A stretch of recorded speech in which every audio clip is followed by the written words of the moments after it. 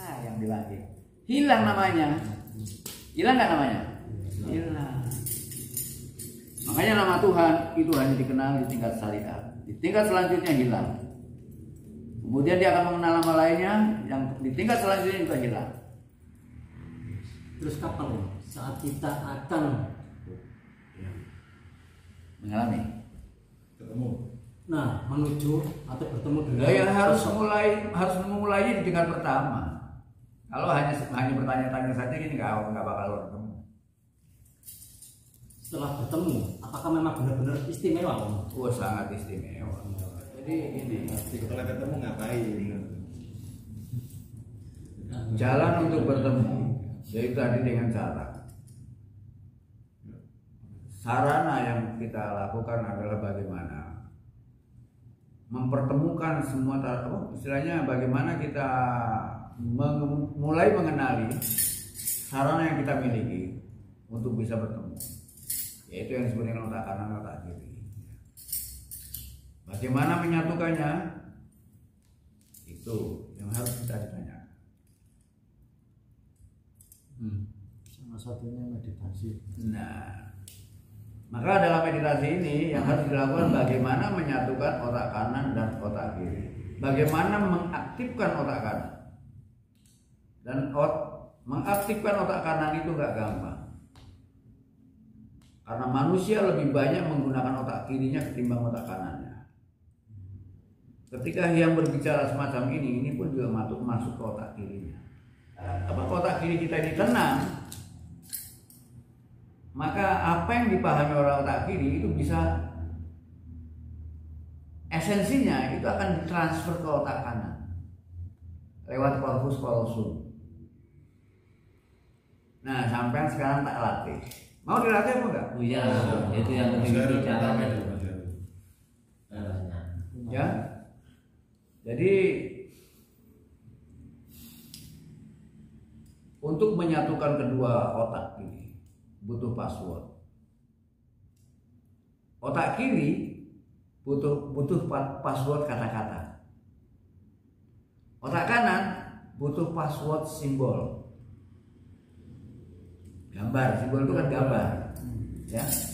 Dia nggak bisa diucapkan tapi hanya bisa dilihat. Ya kan? Seperti salib, segitiga, bintang, itu simbol. Di sana nggak ada kata-kata, tapi bisa dilihat dengan mata. Diucapkan nggak bisa. Otak kanan butuh simbol, otak kiri butuh password kata-kata. Nah, antara simbol dan kata-kata ini harus menyatu, harus satu. Ya.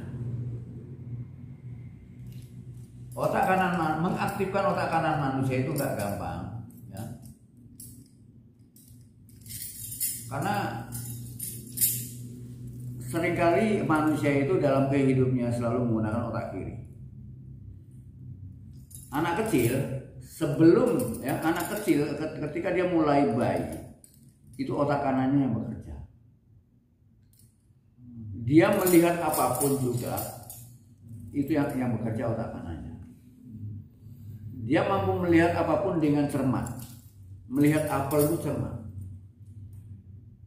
Nah, semua hal itu dia lihat dengan cermat. Ketika anak-anak manusia itu mulai bersekolah, mulai belajar tentang kata-kata, otak kiri mulai aktif. Nah, ketika otak kiri mulai aktif, maka dia yang tadinya mampu melihat apel sebagai apel, karena dia hanya mampu menggunakan lobus oksipitalnya. Dia mampu melihat bentuk apel itu dengan lobus oksipitalnya dan mampu meraba rasanya apel itu dengan lobus parietalnya. Tapi pada saat dia mulai mengenal namanya, oh ini namanya apel. Selanjutnya dia ketika ngomong apel nggak perlu lagi membayangkan apel, nggak perlu lagi merasakan bagaimana halusnya apel. Sehingga kita, Mas, tolong ambilkan apel. Udah ngambil apel ini tanpa ada otak kanannya nggak lagi bekerja, nggak pernah dipakai. Karena cukup dengan mengatakan apel selesai. Jadi kata-katanya yang saja. Ini kata-kata akhirnya menjadi konsep yang ada dalam. Nah, otak ini akhirnya otak kanan menjadi beku ya.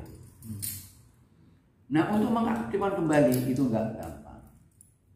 Nah, sekarang sampai tak kasih percobaan. Ada 3 percobaan untuk mengaktifkan otak kanan, yaitu di tanda apa? Di yang ajarkan ini untuk mengaktifkan itu dengan cara melakukan visesa kreva. Ya, visesa kreva itu berusaha untuk jalan untuk mengaktifkan otak kanan sekaligus otak disinkronisasikan dengan otak kiri. Nah, visesa kreva ini ada 3. Pertama adalah Pisa kereta, itu yaitu melakukan visualisasi ya di tingkat alfa, di mana gelombang otak kita itu sudah pada tingkat alfa, tingkat yang sudah tenang, itu namanya alfa. Jadi bagaimana kita melakukan visualisasi di tingkat alfa? Itu namanya pisa kereta.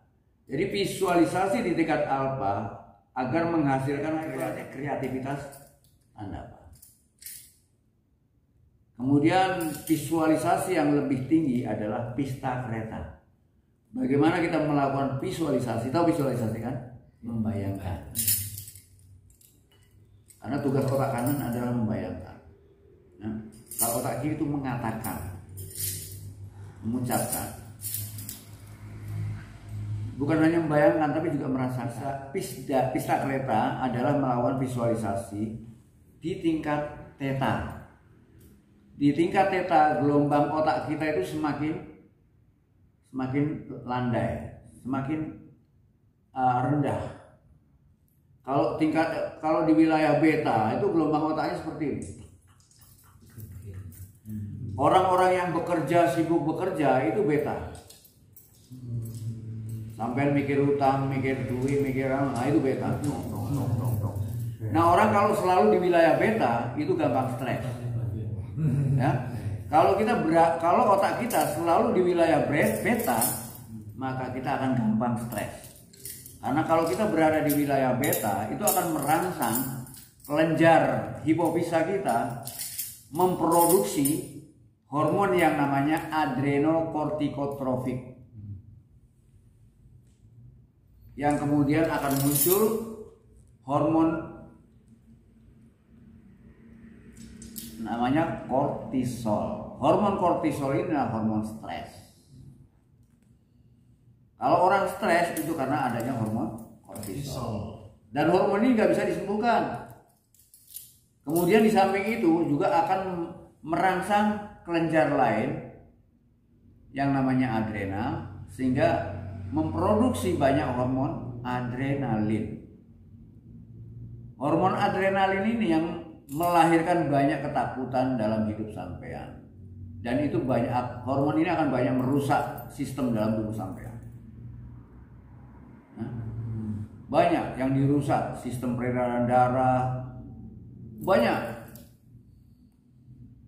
Nah, oleh karena itu, kerusakan-kerusakan yang terjadi akibat overproduktif dari kelenjar-kelenjar ini hanya bisa disembuhkan lewat meditasi. Jadi pada saat kita melakukan meditasi di tingkat tertinggi, di mana gelombang otak kita akan mengalami istilahnya gelombang yang semakin landai. Kalau gelombang visa itu masih gini, kemudian theta itu udah mulai gini. Delta itu hampir lurus. Kalau di rumah sakit kalau hampir lurus kan bisa, kalau udah lurus mati ya kan. Jadi dia hampir lurus. Ini gelombang tertinggi yang namanya delta. Nah, makanya ada pista kereta, ada pista kereta, ada pisda kereta. Ya. Visa kereta ini kita gunakan untuk membayangkan simbol. Membayangkan simbol. Apa simbolnya? Segitiga. Uang. Huh? Uang nggak boleh. Bayangkan apa saja. Bisa bayangkan apa saja ya. Iya. Kemudian kalau pista kereta itu untuk membayangkan diri sampean sendiri, yang adalah merupakan portal. Makanya dia harus dibayangkan di wilayah delta, yang merupakan password yang bisa menjamin keamanan, dan dia yang bisa mengaktifkan otak kanan sekaligus keamanannya. Kemudian yang mengaktifkan dan mengikat ya. Sehingga otak kanan dan otak kiri diaktifkan oleh satu sosok. Kalau di zamannya Nabi Muhammad, nama Muhammad yang dijadikan password dan wajahnya Muhammad. Sampai kenal namanya, tapi wajahnya kenal. Nggak bisa. Tuhan nggak bisa dijadikan password karena Tuhan nggak punya wajah. Ya, paham maksudnya? Nah, sekarang latihan yang dilakukan sekarang, ya, adalah coba sampai semua. Ada 3 latihan ini.